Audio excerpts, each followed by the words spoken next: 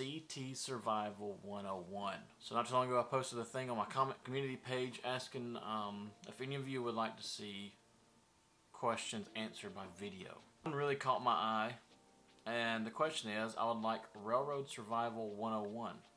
Etiquette for good conductors versus bad, lazy, unprofessional ones. Cardinal rules that can either keep you safe or keep you from getting fired. Before I go into this question, I wanted to go take a step back and go to CT Conductor Training Survival 101. In the right mindset and you're actually willing to learn and you do the things that I mentioned, that will definitely help. That will transition into Conductor Survival 101.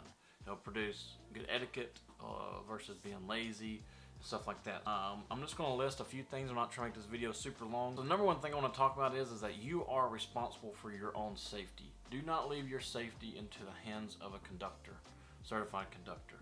If he's doing something that you don't like, or you're doing something that you don't understand, just get out of the way and just keep yourself safe regardless of what he is doing. You can, if you see your conductor doing something or breaking a rule, you can say something to him. But 9 times out of 10, at least from my experience, is they're going to do it regardless anyways, and not to say that you shouldn't say anything because you could potentially save someone's life. But just depending on the severity of the rule that he is breaking or what he could possibly be doing, all it's going to do is cause conflict. So let that judgment be yours. If he's doing something that could possibly get himself killed or get themselves killed, say something. If it's just something that they know that they shouldn't be doing and they're doing it, just don't even get involved in that. And that leads to the next thing I want to talk about is number 2. If your conductor is doing something that you're not comfortable with, or he keeps breaking rules, or whatever the case may be, go back to the head end and sit on the engine. You don't have to call nobody, you don't have to rat nobody out. Just go back to the head end and sit down. If the conductor asks why, just tell him you have to go get something out of your bag and go up there and sit down. And if he asks you later why you didn't come back, just tell him like, man, I'm not comfortable working with you. That's all you have to say. You don't have to explain yourself anymore. He's not going to call a train master and say anything because 1, he's probably been breaking rules, and 2, he knows that you know that he was breaking rules. He's not going to call somebody. It may be a little uncomfortable on the ride back home, but it doesn't have to be. The third thing I want to talk about is ask questions, right? I've mentioned this before. Ask questions. There's no such thing as a stupid question. Ask why he's doing the things he is a certain way. I've got notes. That's why you see me glance down. Ask why he's doing things a certain way, or why is he doing it in this order, right? So the mindset of efficiency is really hard to train, and I have been trying to train people to develop this mindset for a long time, and some people just don't get it, and there's nothing wrong with that. They end up getting it over time, but some people it clicks and some people it doesn't click, and there's nothing wrong with that. If you're a person that doesn't click, that's completely fine. It can be taught, but it's really hard to teach that. It takes time for the people that doesn't really fully understand it. And I thought when I first started with the NS and I was training people, that people would just get it, right? That, yeah, we're moving this car to here because of this reason, and sometimes they didn't get it. And over the years of training people, and even at Nucor, I understand that people do things their own way. People learn at their own pace. People have their own ways of learning.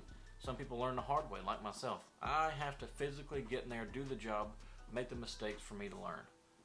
A lot of people learn that way. Some people can watch and learn. A lot of people learn with their hands. They have to do hands-on. So ask questions. Ask why he's doing ask why he's doing things a certain way, whether he's getting this rail car now versus this rail car now. Why is he making this switch versus this switch? Challenge your conductor. Not in a disrespectful way, but ask him why he's doing it this way versus that way, and get him to explain to you if he is willing to explain to you why he is what he's doing. And this goes to the next one, is be a sponge, right? So you just pay attention to every little thing that your conductor's doing, like not in a weird way, but when he's he may be talking to the dispatcher and he may be writing down something as he's talking to the dispatcher. We'll see what he's writing down. Is he writing down a slow order?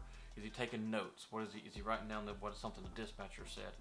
Is he writing down mileposts? Who knows? Just pay attention to what he's doing. Is he writing down possible switches that's coming up to y'all's stop or whatever? You never know what he could be doing.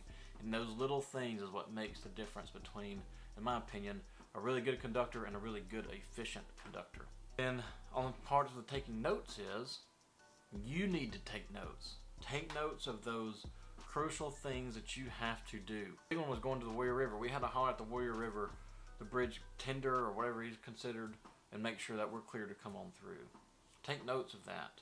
Take notes of whenever the conductor hollers at the yardmaster and tell them if they're arriving.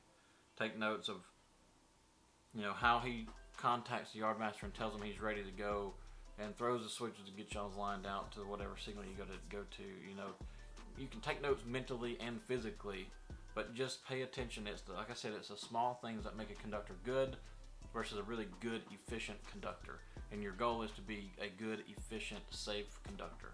Last thing I have is to prioritize sleep. I know this is a big career flop for a lot of people.